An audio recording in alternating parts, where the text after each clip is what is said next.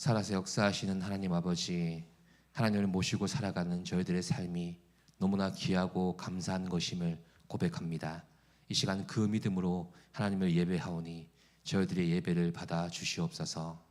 주의 지난 사흘 동안도 주님 뜻대로 온전히 행하지 못했던 것들 용서하여 주시옵소서. 말씀을 받았음에도 마음판에 새기지 못하였고 그 말씀 붙들고 믿음으로 살아들이지 못하였으며 저희들이 행하지 못할 때에 은혜를 구함으로 나아가지 못했던 것들을 용서하여 주시옵소서. 다시금 간구하며 주님 앞에 엎드리오니 말씀 가운데 주의 길로 인도하여 주시고 하나님만을 바라는 저희들의 심령이 되게 하여 주시옵소서. 이 시간 나온 모든 예배자의 심령이 아버지 앞에 온전히 드려지길 원합니다. 연약하고 부족하오나 주께 드려져 거룩한 주의 말씀의 통로로 축복의 통로로 쓰임받기를 원하오니 성령님 저희들을 새롭게 하여 주시옵소서. 함께하지 못한 동용교회 성도들 기억하여 주옵시고 어떠한 여건과 환경 가운데 있든지 성령님 그들과 동행하여 주시옵소서.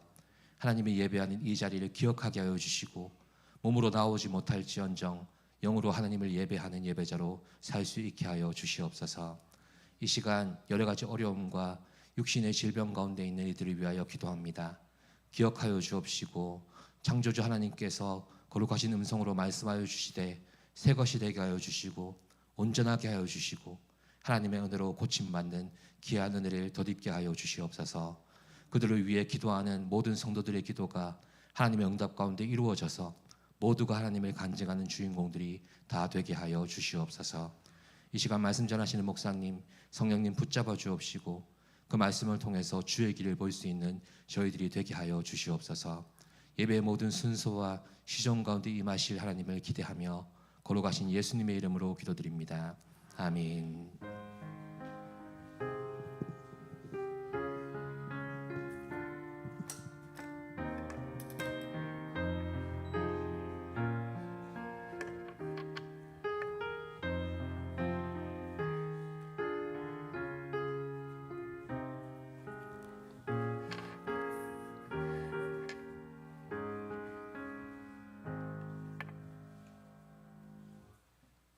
좌우의 분들 인사하시겠습니다.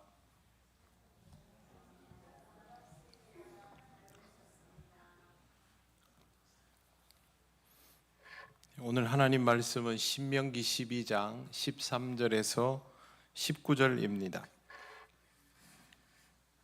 구약 성경 281쪽입니다.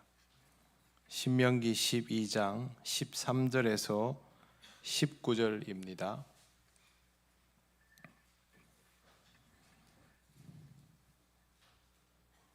한 절씩 교독하겠습니다.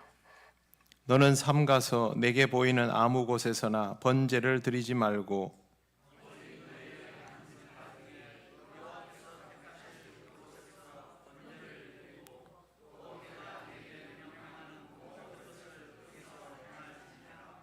그러나 내 하나님 여호와께서 내게 주신 복을 따라 각 성에서 내 마음에 원하는 대로 가축을 잡아 그 고기를 먹을 수 있나니 곧 정한 자나 부정한 자를 막론하고 노루나 사슴을 먹는 것 같이 먹으려니와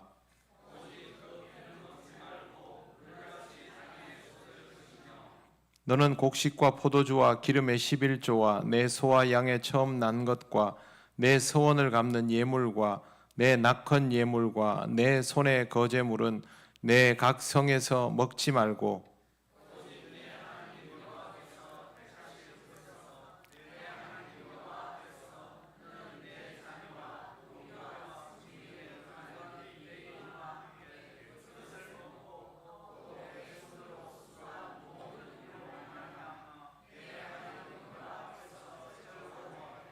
같이 읽겠습니다. 너는 삼가 내 땅에 거주하는 동안에 레위인을 저버리지 말지니라. 아멘. 기도드리겠습니다. 하나님 아버지 감사합니다. 수요일 저녁 시간을 통하여 우리에게 주시는 신명기 말씀을 함께 묵상합니다. 말씀의 의미를 깨달으며 하나님의 뜻을 헤아리는 은혜의 시간이 되게 하옵소서. 예수님 이름으로 기도드립니다. 아멘. 신명기는 하나님께서 이스라엘을 훈련시키기 위해서 주시는 말씀입니다. 그렇기 때문에 이 말씀은 우리의 신앙 훈련, 예배 훈련과도 직접적으로 연관이 있습니다. 더구나 신명기 말씀은 개인의 신앙에 관하여 주신 것이라기보다는 영적 공동체를 위하여 주신 것이기 때문에 이 말씀은 공동체적으로 이해할 필요가 있습니다. 이제 곧 성령 강림절이 되는데요. 성령의 임재도 개인적으로 이해하는 것으로 우리나라 사람들이 많이 생각하는데, 성령의 이해는 개인적으로 하는 것이 아니라 사실은 공동체적으로 하는 것입니다.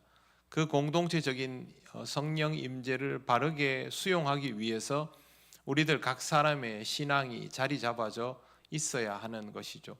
신명기 말씀도 마찬가지입니다. 먼저 13절과 14절을 보겠습니다. 제가 천천히 읽겠습니다. 너는 삼가서 내게 보이는 아무 곳에서나 번제를 드리지 말고 오직 너희의 한 지파 중에 여호와께서 택하실 그곳에서 번제를 드리고 또 내가 내게 명령하는 모든 것을 거기서 행할지니라. 아멘. 내게 보이는 아무 곳 이렇게 되어 있는데요. 원문을 따르면 내게 보이는이 아니라 내가 보는입니다. 뉘앙스를 살려서 번역하면 이렇습니다. 내가 보는 모든 장소에서 내 번제들을 올려드리지 않도록 하기 위하여, 이렇게 해석할 수 있습니다. 하나님은 장소에 구애받지 않는 분입니다. 그렇기 때문에 어디에서 예배를 드려도 하나님의 임재가 이루어지지 않을 곳은 없습니다. 그럼에도 불구하고 하나님께서 이렇게 번제를 드릴 장소를 정하여 주시는 것은 이스라엘을 훈련시키려고 그리 하시는 것입니다. 하나님께 제사 드릴 수 있는 장소는 인간의 시각과 판단에 의하여 선택되는 곳이 아니라 하나님께서 선택하시는 곳이 되어야 한다라는 뜻입니다. 이 가르침은 단순한 장소에 대한 가르침이 아니라 주권이 하나님께 있다라는 것을 분명하게 밝히는 것입니다. 모든 것에 대한 주권, 판단의 권한이 하나님께 있다라는 것을 하나님의 백성은 잊지 말아야 합니다. 하나님의 백성이 특징이 있습니다. 평소에는 하나님의 주권을 잘 받아들입니다. 그런데 결정적인 순간이 되면 하나님의 주권을 내려놓고 자신의 주권을 붙잡으려고 하는 것이죠. 하나님께서 모세를 통하여 이러한 교훈을 주시는 것은 그렇게 하지 말라는 것입니다. 내가 하고 싶은 방식의 신앙생활이 아니라 하나님께서 요구하시는 대로의 신앙생활이 되어야 한다라는 뜻입니다. 훈련은 엄격합니다. 훈련치고 가벼운 것이 없고, 훈련이 가벼우면 실력이 쌓이지가 않습니다. 몸에 배이게 만들려면 꼭 그렇게 해야만 하는 것이죠. 그렇기 때문에 우리는 하나님의 주권이라는 단어를 항상 마음에 새겨야 합니다. 사람마다 스타일이 있죠. 여러분들도 하고 싶어하는 일이 있고 하기 싫어하는 일이 있죠. 신앙생활도 나는 이런 스타일로 하고 싶다 그렇게 되고, 저런 스타일은 내가 원하지 않는다 그럴 수 있습니다. 예를 들면 성격이 좀 급한 사람은 일이 빨리빨리 해결되면 좋겠고, 성격이 느긋한 사람은 그렇게 해결되는 게 싫고 천천히 하나씩 했으면 좋겠고 그럴 수 있습니다. 그런데 하나님의 모든 일이 빠르기만 할까요? 아니면 다 천천히 이루어질까요? 그렇지 않지요. 때에 따라서는 신속하게 이루어지기도 하겠지만 또 다르게는 천천히 이루어지는 것도 있습니다. 그걸 우리가 정할 수 없다는 것이죠. 하나님이 빨리 하라 그러면 빨리 하는 것이고, 천천히 하라 그러면 천천히 하는 것입니다. 준비가 안 되어 있어도 지금부터 해라 그러면 하는 것이고, 내가 준비가 다 돼 있어도 아직 아니다 그러면 못 하는 것입니다. 그러니까 신앙생활에서는요, 좋다 싫다가 있으면 안 됩니다. 훈련을 뭘 하나님이 시키시느냐? 좋다 싫다를 시키십니다. 그게 아니라 합당하다 아니다로 받아들이도록 시키는 것이고, 이 예배의 처소, 번제의 자리도 합당하다 아니다를 가지고 훈련시키는 것입니다. 그런데 합당함의 기준이 누구에게 있습니까? 하나님께 있지 않습니까? 우리가 기준을 가진 것이 아닙니다. 판단이 됩니까? 안 됩니까? 우리 나름대로는 다 되지요. 자동으로 됩니다. 그럼에도 불구하고 성경이 항상 우리에게 말하는 것은 판단하지 말라는 것입니다. 하나님의 말씀을 귀담아 들어야 하는 이유는 내 판단을 앞세우지 않기 위함입니다. 내 판단이 앞설 때는 말씀보다 내 판단이 무게가 더 실렸다는 뜻입니다. 아무리 잘해도 소용없는 일입니다. 반드시 하나님의 요구를 먼저 귀 기울여 들으시기를 바랍니다. 그 다음에 14절에 보시면요, 너희의 한 지파 중에 여호와의 택하실 그곳이라고 명시가 되어 있습니다. 이 말을 말씀이 읽혀진 그 시대에 그대로 적용하면 이스라엘 12지파 중에 한 지파가 선택이 될 것이고, 그 지파의 땅 가운데서 한 곳이 선택돼서 하나님께 제사가 드려지게 되고, 그러면 이 한 곳은 이스라엘이 하나님께 제사 드리는 지정 장소가 된다라는 뜻입니다. 나중에 이스라엘이 유일한 성전 하나를 가지고 하나님께 제사를 드리죠. 예루살렘 성전. 바로 이 성전의 자리가 이스라엘 12지파 중에 한 지파에게 속한 땅입니다. 이 땅은 나중에 유다 지파의 땅이라고 되어 있는데요. 근데 여러분, 예루살렘 성전이라고 하면 떠올려야 될 산이 있습니다. 모리아 산입니다. 모리아 산이 어떤 곳인지 기억하십니까? 창세기 22장에 아브라함이 이삭을 번제로 드리던 그 땅이 바로 모리아 산입니다. 하나님께서 요구하신 공식적인 번제의 출발점이라고 불러도 될 만한 장소가 바로 모리아 산인 것이죠. 창세기 22장 2절을 제가 읽어보겠습니다. 여호와께서 이르시되 내 아들 내 사랑하는 독자 이삭을 데리고 모리아 땅으로 가서 내가 내게 일러준 한 산 거기서 번제로 드리라. 장소를 아브라함이 정한 것이 아닙니다. 하나님이 정하여 주셨고 아브라함은 그걸 그대로 받아들이게 되는 것이죠. 그런데 이 산이 바로 훗날 솔로몬의 성전이 지어지는 산입니다. 역대하 3장 1절 제가 읽겠습니다. 솔로몬이 예루살렘 모리아 산에 여호와의 전 건축하기를 시작하니 이곳은 전에 여호와께서 그의 아버지 다윗에게 나타나신 곳이요 여부스 사람 오르난의 타작 마당에 다윗이 준비한 곳이라. 이 땅이 뭐냐 하면 하나님이 다윗을 통하여 다윗이 올려드리는 제사를 받으시고 재앙을 멈춘 땅입니다. 그러니까 아브라함에게도 제사를, 다윗에게도 제사를, 그 땅에 솔로몬이 성전을 지었던 것이죠.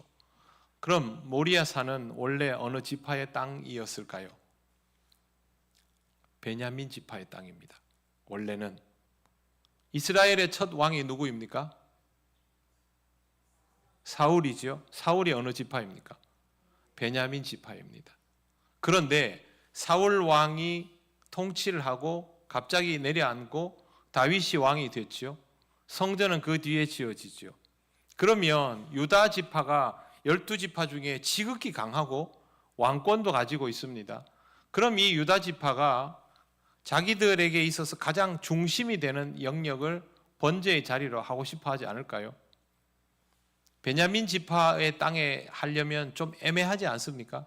나중에 유다 지파로 들어오기는 하지만 정통성을 따지자면 자기들 땅 한중간에 하고 싶어 하지 않을까요? 그럼에도 불구하고 성전은 예루살렘에 지어집니다. 베냐민 지파의 땅, 나중에 유다 땅으로 복속되는 그곳에 지어지게 되는 것입니다. 이유는 하나님이 그 장소를 지정하셨다라는 그것 때문입니다. 거기에는 다른 판단이 있을 수 없는 것이죠. 어떤 명분도 소용없는 것이죠. 유다 지파가 왕가의 혈통을 가지게 되었어도 달라지지 않도록 되어 있는 것입니다. 이 경계를 우리는 잘 기억해야 합니다. 하나님이 말씀하여 주시면 그 말씀에 합당한가 아닌가를 보아야 한다는 것이죠. 당연히 우리는 우리 나름대로의 판단이 되고 우리가 원하는 것들이 있을 수 있습니다. 선호도도 있지요. 그러나 중요한 것은 여호와께서 무엇을 명하셨는가 하는 것입니다. 우리의 신앙생활에서 하나님께서 우리 교회에 우리를 향하여 무엇을 말씀하시는가? 우리에게 어떤 것을 원하시는가? 우리의 신앙은 어떻기를 원하시는가? 우리의 성품은 어떻기를 원하시는가? 그걸 먼저 알아야 된다는 것이죠. 그게 아니라 우리가 신앙생활을 하면서 구현하고 싶은 것들에 너무 주목하게 되면 하나님께서 요청하신 것들을 잊어버릴 가능성이 높습니다. 항상 하나님의 주권을 먼저 기억하고 그 주권 아래에서 살아가고 있다는 사실을 잊지 않도록 하시기를 바랍니다.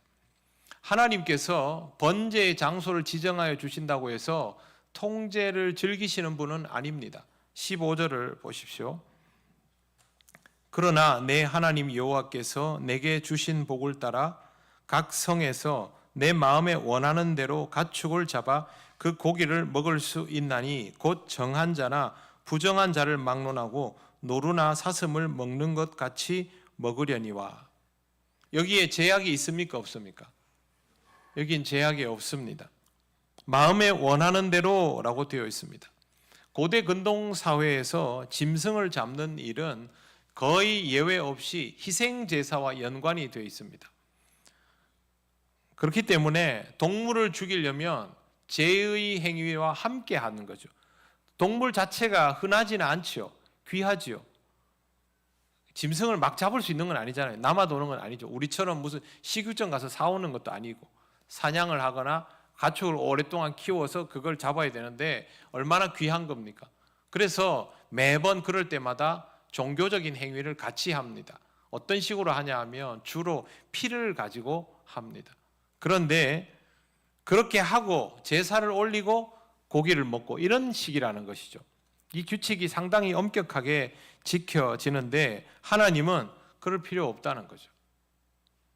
뒤에 읽어보면 내용이 더 나옵니다만 하나님은 종교적인 의식으로 짐승을 잡는 것과 식용으로 잡는 것을 확실하게 구별시켜 놨습니다. 심지어 이 구절에 단어가 두 개가 나오는데요. 자바흐라는 단어와 아칼이라는 단어가 나오는데 이 단어가 자바흐는 종교적인 것, 아칼은 식생활에 관계되는 것 해서 이 두 개가 따로 되어 있습니다. 그래서 가축을 잡아먹는다라는 이 단어를 볼 때 그냥 일반 생활에서 우리가 삼겹살 사서 집에서 구워 먹듯이 그렇게 먹을 수 있다는 것이고 여기에 어느 정도에까지 여유를 두냐 하면 마지막에 보시면 정한 자나 부정한 자를 막론하고 이렇게 되어 있습니다. 정결법 상관없다는 거죠. 정결법 가지고는 하나님 앞에 못 나오지 않습니까? 고기 먹는 데는 상관없습니다. 그러니까 하나님은 기본적으로 통제를 목적으로 하시지 않습니다. 또한 이런 방식의 언급은 가나안 땅에 만연해 있던 이방신에게 유혹되어서 그들의 종교의식에 복잡하고 요란한 것을 흉내내거나 영향받는 것을 차단하기 위함입니다. 이방인들 하는 방식대로 하지 말라는 것이죠. 지금 우리가 그리스도인으로 살아가 보면 어떻습니까? 예수 안 믿는 사람들하고 우리하고 비슷합니까? 다릅니까? 어떻습니까? 생활이 비슷한 부분도 당연히 있죠. 근본적으로 다르지 않습니까? 다릅니다. 그분들이 매일 기도를 합니까? 매일 성경 읽습니까? 안 하시지 않습니까? 여러분이 하루에 얼마나 기도하시는지 모르겠지만 보통 평균적으로 말하면 하루에 30분 기도하고 30분 성경 읽고 그러면 교회를 오고 안 오고를 떠나서 최소한 하루에 1시간, 2시간씩은 그 사람들이 쓰지 않는 방식으로 시간을 사용하는 거죠. 생활이 똑같을 수가 없습니다. 이방인들과는 구별되는 옛날 이 이스라엘 백성들도 더하죠, 이 사람들은. 그런데 이 사람들이 이방인들의 종교 풍습을 보고 놀라고 관심 가지고 영향받게 되었던 것이죠. 그걸 하지 못하도록 하나님께서 경계하신 것입니다. 하나님은 거룩함과 속된 것을 확실하게 구별지어 놓으시고 거룩한 것에 대한 엄격한 경계를 만드신 다음에 이런 생활 속에 있는 속된 것들에 대하여서는 굳이 통제하지 않으셨습니다. 실제로 지금도 이스라엘 사람들을 보면요, 율법을 지키는 것은 굉장히 엄격하지만 그 외의 것들에 대해서는 굉장히 자유분방합니다. 이때부터 그런 습성이 생겨 있는 것이죠. 우리나라는 동방예의지국 그러면서 실효성 없는 이 규범들을 굉장히 많이 만들어 놓고 그것 때문에 아주 힘든 세월을 살도록 강요받았지 않습니까? 일본도 일본 스타일의 아주 불문율과 같은 규범들이 존재합니다. 이스라엘은 성경에 쓰여져 있는 것 중에 율법주의자가 돼서 지키는 것들이 힘들 뿐이지 예수님 방식으로 받아들이면 사실은 그렇게 힘든 것들이 없습니다. 하나님 앞에는 내가 기쁘게 나가면 되는 것이고 그 외에 다른 것들에는 이와 같이 굉장한 자율성이 보장되도록 되어 있기 때문입니다. 신앙생활은 이 구분을 잘 볼 수 있어야 합니다. 하나님은 엄히 경계하신 것을 제외하고는 자유를 주시는 분입니다. 그 경계된 것들을 통하여 하나님의 주권을 확실하게 인정하고 하나님 앞에 겸손히 엎드리는 백성이 되며 그 외의 것들은 하나님이 자율적으로 살게 하시면 큰 부담 없이 살 수 있도록 자발적인 존재가 되게 해 주셨던 것이죠. 그러면 그렇게 살면 됩니다. 여러분, 예수님께서 그 지독히 절제된 삶을 이 땅에서 사셨습니까? 아닙니다. 자유분방하셨습니다. 그러나 예수님이 하나님의 말씀을 위배하신 적이 있습니까? 성경에 범해놓은 그런 것들을 어기셨습니까? 안 어기지 않습니까? 이스라엘 유대인들은 어땠습니까? 자유분방하지도 않고 율법을 지키는데 제대로 지키지도 못하고 그런 식이 되면 안 된다는 것이죠. 신앙생활도 마찬가지입니다. 하나님께서 정하여 주신 말씀을 따라 살아가되 자유함을 누릴 수 있어야죠. 신앙생활은 내가 기쁘고 즐겁게 할 수 있도록 훈련되고 그 다음부터는 향유하는 것입니다. 그 외 일상생활에 대해서는 지나친 율법주의자처럼 금욕주의자들처럼 그렇게 할 필요가 없다라는 것이죠. 이미 지금부터 몇 년 전입니까? 3500년 전에 하나님이 이렇게 자율적인 삶을 살도록 해주셨는데 우리가 뭐하러 율법주의자의 삶을 살아갑니까?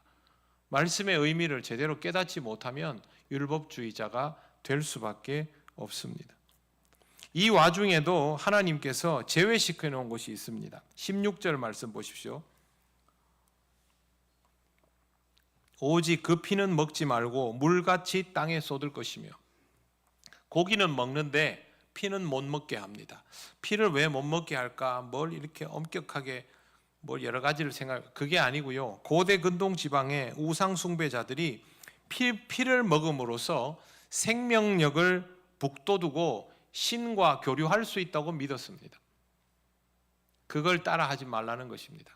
여러분, 영화, 그 오컬트 영화 그런 데 보면 짐승 잡아가지고 피 이렇게 받아내가지고 막 마시거나 머리에 뒤집어 쓰거나 이런 장면들 나오는 거 있지 않습니까? 주술적인 행위 같은 거 할 때 옛날 바이킹들 같은 경우에도 실제로 그 사람들은 뭐 포로를 잡아서 피를 빼가지고 그거 마시기도 하고 막 이런 장면들도 나오거든요. 고대인들이 안 그랬겠습니까? 자기 애를 몰렉에게 제물로 바치는 그런 인간들이 피 받아가지고 마시는 거, 머리 뒤집어 쓰는 거는 예사겠죠. 그거 하지 말라는 겁니다. 그걸 하지 않음을 통하여 하나님의 백성이 이방인들과 엄격히 구별된다라는 것을 분명하게 밝혀 놓으신 것입니다. 하나님은 이런 것들은 원천 봉쇄하십니다. 이스라엘이 신앙적일 수 있는 것, 하나님의 자녀다울 수 있는 것에 방해되는 것들은 확실하게 봉쇄하고 나머지의 것들에 대해서는 아주 자율적으로 하십니다. 금하는 것과 금하지 않는 것의 경계를 살펴보면 쉽게 알 수 있습니다. 이제 17절을 보십시오. 너는 곡식과 포도주와 기름의 11조와 내 소와 양의 처음 난 것과 내 성원을 갚는 예물과 내 낙헌 예물과 내 손의 거제물은, 자, 이거 전부 하나님께 드리는 겁니다. 내 각성에서 먹지 말고 하나님께 올려드릴 모든 것들을 준비할 때는 그 성에서 하면 안 된다는 것이죠. 집에서 하지 말라는 겁니다. 쉽게 얘기해서 하나님께 올려드릴 것들을 준비하는 것은 회막 앞에 성전에 나와서 그렇게 하도록 하나님께서 모세를 통하여 말씀하십니다. 식용으로 하는 것은 집에서 손질해가지고 먹으면 됩니다. 우리가 집에서 그냥 고기 구워 먹듯이. 그런데 하나님 앞에 드려야 될 곡식, 포도주, 기름, 그 다음에 소나 양, 뭐등 이런 것들은 집에서 잡아가지고 성전에 와서 하면 안 됩니다. 성전에 와서 잡도록 그렇게 했습니다. 그러니까 출발부터 다르게 했던 것이죠. 집에서 먹는 양이나 성전에서 잡는 양이나 다릅니까? 같습니까? 양이 다릅니까? 같습니까? 같잖아요. 그런데 목적, 용도는 어떻습니까? 다르지요. 그러면 출발부터 다르게 이겁니다. 적당히 비비지 말라는 것이죠. 하나님은 백성의 개인 생활을 완벽히 보장해 주십니다. 개인 생활을 존중하신다는 것이고 그 개인 생활이 어우러진 가정생활, 공동체 생활도 하나님은 다 존중해 주십니다. 그런데 이것과 하나님 앞에 제사 드리는 것은 구별되어야 한다는 뜻입니다. 이걸 존중받는다고 해서 여기서 하던 걸 그대로 끌고 오면 안 된다라는 말입니다. 구약 성경에 나오는 것은 제물에 관계되는 것이죠. 하나님께 제사 드리는. 우리는 이걸 신앙에 가져다가 적용해 볼 수 있습니다. 우리의 삶을 하나님은 존중해 주십니다. 개인의 생활, 가정 생활, 우리의 생산적인 활동들 하나님은 우리를 존중해 주시죠. 그런데 그 생활 감각과 그 판단과 사고방식을 가지고 교회에 끌고 오면 안 된다는 겁니다. 왜? 똑같은 인간의 삶이지만 하나는 생존에 관한 것이죠. 하나는 예배자의 모습이죠. 예배자의 모습, 하나님과 대면하는 자의 모습은 출발부터 달라야 된다는 겁니다. 율법적으로 해석하시면 안 됩니다. 구약 성경에 율법적으로 되어 있는 것은요, 훈련을 위해서 이렇게 형태적으로 하나님께서 가르치신 것이지 우리는 복음의 사람들 아닙니까? 그러면 이 율법을 복음적으로 받아들여야 하는 것이죠. 우리의 개인 생활, 가정 생활 다 중요하고 사회생활 하면서 쌓아온 지식이나 가치도 다 필요하지만 하나님 앞에 서는 자는, 예배드리는 자는, 교회의 직분자로 살아가는 자는 그 사고하고 행동하는 방식이 사회에서의 것과는 달라야 되냐. 처음부터 세상의 것을 그대로 가지고 와서 여기서 변용해서 써먹을 수 있는 것이 아니라는 말입니다. 신앙생활은 이 부분이 굉장히 중요합니다. 그렇지 않으면 집에서 손질한 걸 여기 와서 써먹으려 하는 것이죠. 밖에서 배운 걸 여기서 하는 것이죠. 제가 주일날도 말씀드렸잖아요. 여기서 배운 걸 밖으로 가지고 나가는 것은 괜찮지만 밖에서 배운 걸 여기 와서 하면 굉장히 곤란해집니다. 이것은 엄격히 구별되어야 합니다. 그리고 이 훈련을 어디서부터 시작하느냐? 예배드리는 것에서부터 시작합니다. 교회에 예배드리러 나오는 자세. 집에서는 여러분 복장이 어떻습니까? 편한 복장이죠. 저희 집은 쓰레기는 제 담당입니다. 다른 건 안 합니다. 쓰레기 버릴 때는 저도 그냥 이렇게 일반 바지 입고 가끔은 크록스도 신고 그렇게 나갑니다. 그래도 막 너무 그렇게 입고 나가진 않습니다. 그게 다 목사인 줄 알기 때문에. 그렇지만 교회에 올 때는 어떻게 됩니까? 제가 가지고 있는 옷 중에 제일 단정하고 제일 깔끔하고 좋은 옷으로 딱 입고 나오죠. 여러분들도 그렇게 하시죠. 하나님이 우리의 복장을 보시는 것은 아닙니다만 이 복장 안에 우리의 마음가짐이 있지요. 사회에서 생활할 때는 하다 보면 다른 사람들이랑 별로 다를 바 없는 말투로 대화를 주고받기도 하겠지만 여러분 교회에 오시면 어떻게 하십니까? 말투가 바뀌지 않습니까? 굉장히 가식적인 겁니까? 아닙니다. 그게 우리의 마음가짐입니다. 그렇게 서로를 대하겠다는 마음가짐이죠. 여기서부터 훈련하는 겁니다. 그렇게 하나씩 훈련해 나가면 더 인격적인 사람, 더 고상한 사람, 더 점잖은 사람, 다른 사람 배려해 줄 수 있는 사람, 그렇게 되는 것이죠. 실제로 그리스도인들은 역사 속에서 항상 타인들보다 더 인격적이고 배려심이 많고 고상하고 지적인 사람들로 평가받아 왔습니다.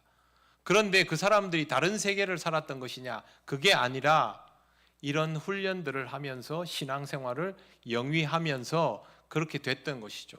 로마 제국에서 왜 공무원으로 기독교인을 최고로 쳤을까요? 며느리감으로 기독교인을 왜 최고로 쳤을까요? 제일 괜찮았던 겁니다. 그렇게 훈련되어 가야 하는 것입니다. 제사에 관한 이야기지만 제사에 관한 것이 아니죠. 이제 18절 보겠습니다. 오직 내 하나님 여호와께서 택하실 곳에서 내 하나님 여호와 앞에서 너는 내 자녀와 노비와 성중에 거주하는 레위인과 함께 그것을 먹고 내 손으로 수고한 모든 일로 말미암아 내 하나님 여호와 앞에서 즐거워하되. 하나님 여호와께서 택하신 곳에서, 이것도 하나님이 정해주시는 곳에서 함께 즐거움을 누리라는 것이죠. 실제로 하나님 앞에 올려드리는 제사 중에는 다 태워 없애는 것들도 있지만 거제와 같은 것들은 다시 제사장의 몫으로 떼고 나머지 되돌아가 와가지고 화목제로 나누는 것들도 있지 않습니까? 그것도 하나님은 다 용납해 주시는 것이죠. 그리고 그걸 먹는 데 있어가지고 뭘 정갈하게 하고 그런 거 없습니다. 그냥 잔치입니다. 즐거운 마음으로 나누는 음식 잔치. 하나님은 이런 것들에 제약을 두지 않습니다. 하나님 앞에서 이런 마음가짐을 가지고 자유함을 누릴 수 있다면 그건 문제가 되지 않는 것이죠. 여러분, 율법주의자가 되어가는 과정이 뭐냐 하면요, 복음이 말라가면 율법주의자가 됩니다.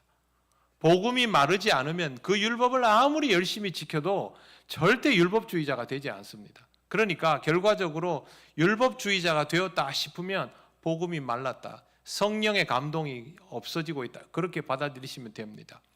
그리고 율법주의자는 자기에게 엄격하기보다는 타인에게 더 엄격합니다.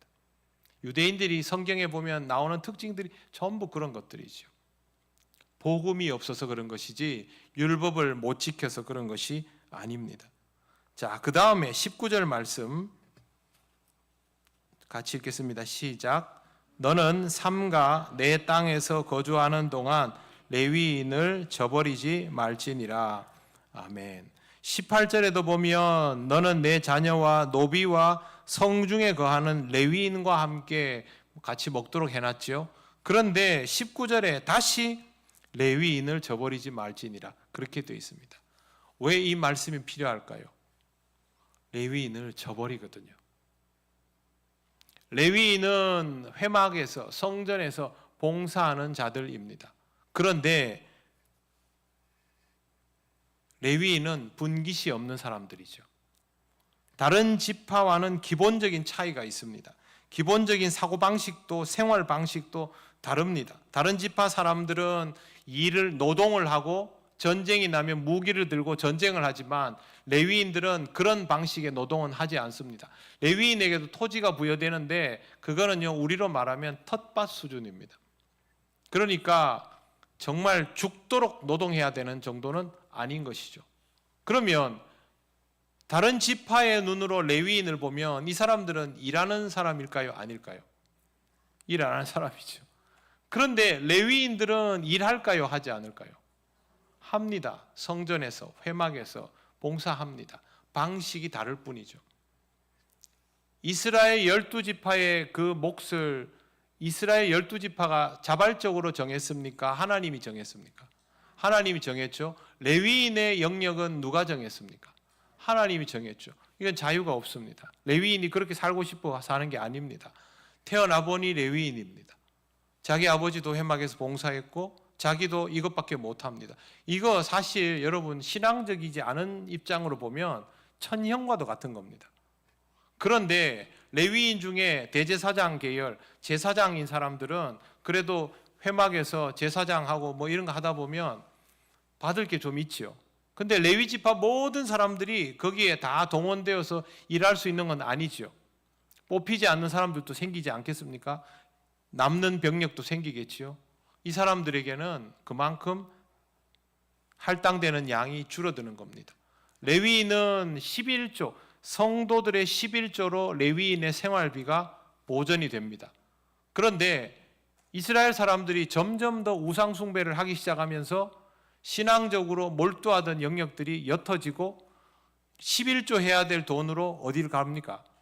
우상에게로 빠져나가면서 레위인에게 가야 될 것들이 줄어들고 레위인들은 급기야 가난에 허덕이게 되는 것입니다. 사사기 17장에서 19장을 보면요, 방황하면서 생계를 찾는 레위인의 모습이 나옵니다. 사사기면 신명기에서 멀지도 않지요. 얼마 가지도 않아서 이스라엘이 그 나라의 레위 지파 사람들을 불필요한 존재들로 여기고 돌보지 않는 상황이 발생해 버리는 겁니다. 그걸 미리 하나님께서 모세를 통하여 경계하는 것이죠. 이스라엘은 왜 레위인들을 돌보지 않았을까요? 첫째, 자신들과 다른 위치에 있다는 것을 이해하지 못했습니다. 두 번째, 레위인들을 구제의 대상쯤으로 여겼습니다. 공존의 대상이 아니라 구제의 대상으로 여긴 것이죠. 그렇게 되면서부터 레위인을 존중하지 않게 된 것이죠. 대제사장은 존중하죠. 제사장 반열에 들어있는 사람들도 존중하죠. 그러나 성전에서 봉사하는 레위인을 제외한 나머지 레위인들은 거린 취급을 하는 것이죠. 그러면 레위인들은 살아갈 방법이 없습니다. 구제하려고 마음먹으면 안 됩니다. 하나님의 명령에 의하여 레위인을 보호해야 하는 것이 이스라엘 12지파의 의무였습니다. 그런데 이걸 보호라고 생각하지 않고 구제라고 생각하니까 결국에는 이런 일이 발생하는 것이죠.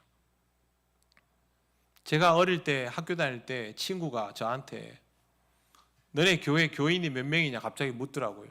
그래서 제가 그때 저희 아버지 목회하실 때 교인이 그때 한 500명 정도였거든요. 그래서 한 500명 그러니까 그 친구가 저한테 와, 너가 아버지 돈 많이 버네 이랬거든요. 그럼 저한테 맞았습니다. 예. 저도 어리니까 돈으로 환산을 한 거죠. 그런데 우리나라 교회에서 제가 이번에 그 강의하러 가서 잠깐 그 통계를 봤는데 우리 교회 정도의 규모이면 한국 교회 안에서 10%인가 안에 들어갑니다.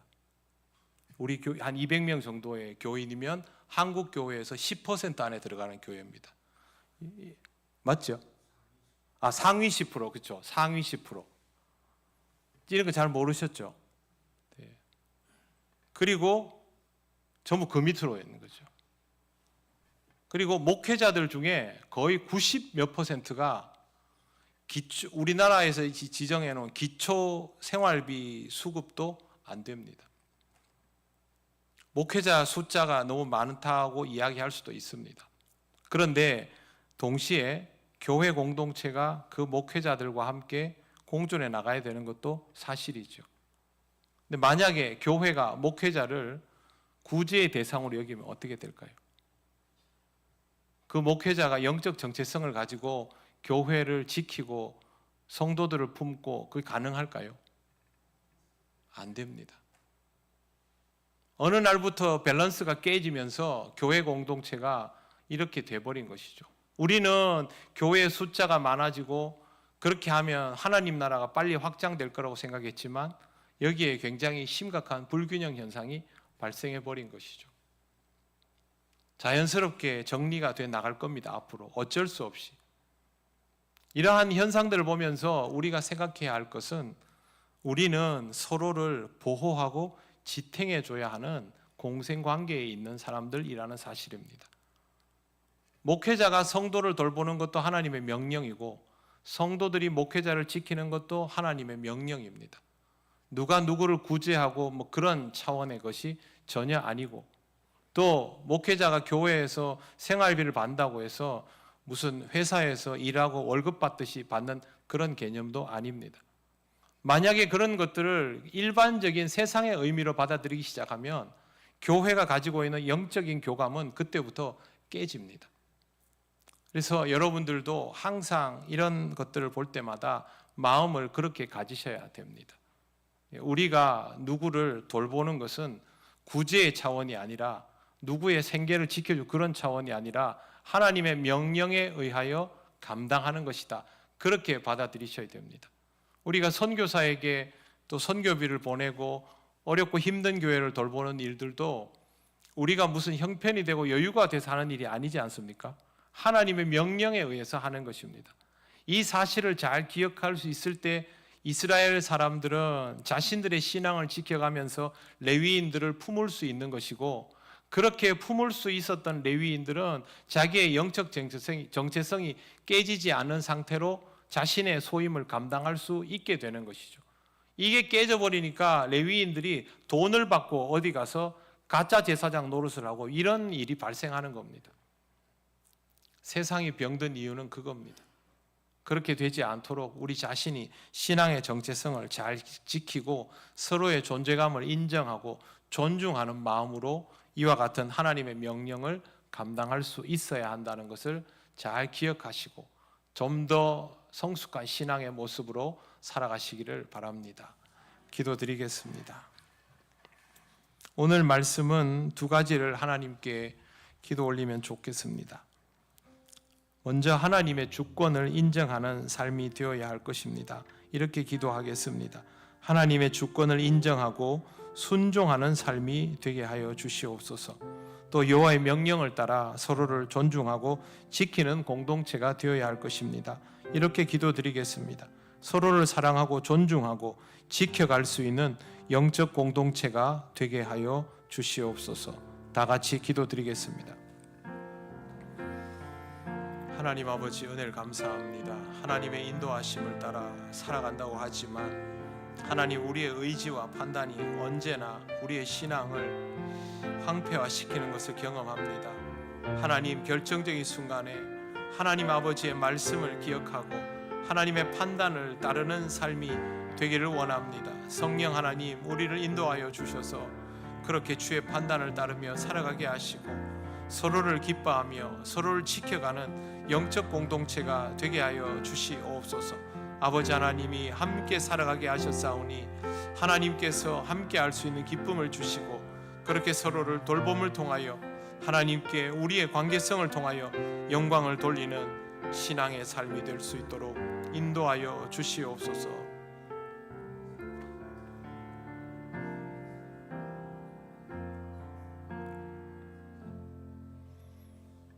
하나님 감사합니다. 입으로는 하나님의 주권을 찬미하지만 결정적인 순간마다 우리의 생각을 앞세우려 함을 고백합니다. 주의 말씀을 다시 한번 무겁게 받아들이게 하시고 하나님의 주권 앞에 승복되는 겸손한 심령이 되게 하여 주시옵소서. 아버지 하나님, 우리가 영적으로 더욱 아름다운 관계를 유지하기를 원합니다. 모든 성도들과 주의 종들이 주님 안에서 함께 교류하며 서로를 지탱하고 지켜주는 아름다운 주님의 몸이 되게 하여 주시옵소서.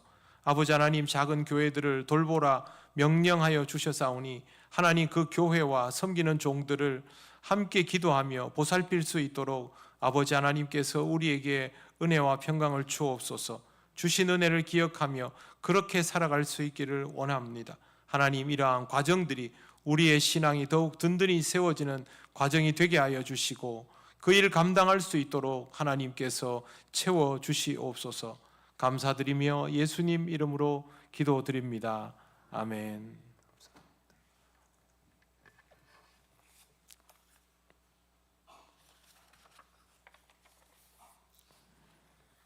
교회 소식 전하겠습니다.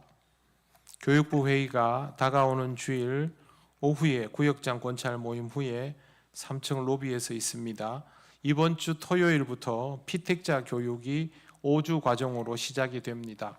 피택자 교육을 필두로 해서 앞으로 여러분에게 필요한 교육들이 계속 이루어질 텐데요. 이 피택자들은 빠짐없이 새벽기도 후에 꼭 참석을 하셔야 됩니다. 진주 남로의 어린이 대회가 내일 모레입니다. 6일 금요일 오전 9시 남해 읍교에서 시작이 됩니다. 성경고사에는 이서준, 이스테반, 김태별, 손정원, 독창에는 김연우, 그리기에는 이동아, 김사랑, 구본우, 이수복, 최주은 이렇게 9명이 10명이군요. 10명이 참석합니다. 우리 아이들 위해서 기도해 주시고 교회 학교를 위해서도 기도해 주시기 바랍니다.